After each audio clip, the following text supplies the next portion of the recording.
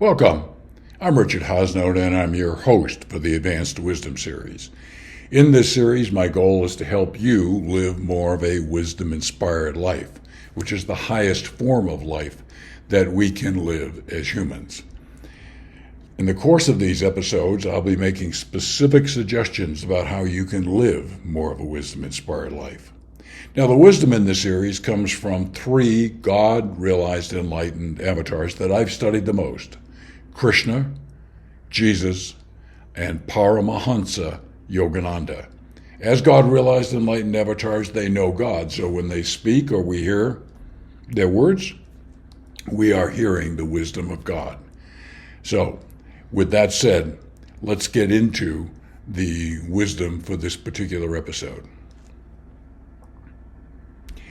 The advanced devotee has a penitent, all-surrendering attitude toward God, and who meditates deeply and persistently, while gradually, intuitively feel response from the inner silence, capital I, capital S. Okay? An advanced devotee is someone who is highly spiritual, is a person who has meditation as their core practice, often very advanced forms of meditation, as exist in my life, for example.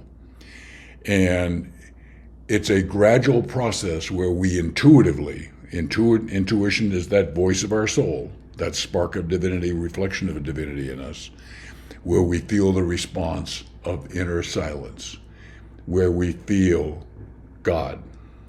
Okay? And it's difficult to describe it much more than that. Okay? But you'll know it when you experience it, okay? So, what's an advanced devotee like? Well, they have unwavering faith in God. Unwavering. And that faith is really built on a deep inner knowing developed through their developing intuition, which is the voice of their soul. They also surrender to the divine will, surrendering in many cases their ego, which is about me, and surrendering to God. There are also people that are very humble, which is a manifestation of gradually letting go of your ego's control, because the ego is all about me, okay? And how great I am and all that sort of stuff. The advanced devotee becomes very humble because they recognize how much they don't know. This certainly happened in my life. There was a time in my life I thought I knew just about it all. As foolish as that sounds, and today I broadly celebrate that I do not know 99.99% of what there is to know. And I love learning. So, with that said, let's get to the next piece of wisdom.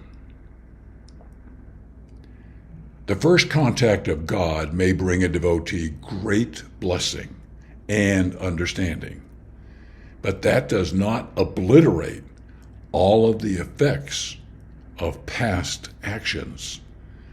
With continuous experience of God's contact, incarnations of stored up effects of actions are gradually roasted out. Now, what's being referred to there is incarnations of stored up effects of actions. That's all the karma that we've incurred over many, many, many, many incarnations. And karma needs to be resolved, okay? Karma is all about consequences, okay? And at the heart of the consequences is the intent behind our actions, okay? So while we may gain great blessings and understanding, the journey goes on for us to work out our karma, to resolve our karma, and it's an interesting term in the wisdom traditions, roasting those karmic consequences, burning them out of our very being, okay? So recognize that if you wake up one day feeling great blessings and understanding of God, realize you've got a lot of work ahead of you still.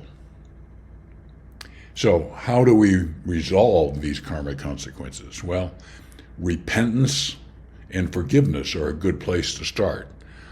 Forgiveness, forgiving ourselves and forgiving others, but largely forgiving ourselves.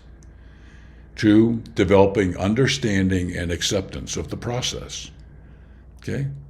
My goal here is to learn from my past actions. And if there are consequences to it, to learn from those consequences and put this karmic event and this karmic learning need behind myself. All of this is helped if we engage in self-reflection. Also, self-awareness, okay, of who we are and what we're going through. And engaging in a learning process, which is very important part of all of this, okay?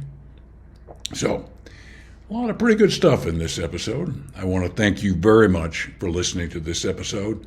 I look forward to reconnecting with you soon. Thank you very much.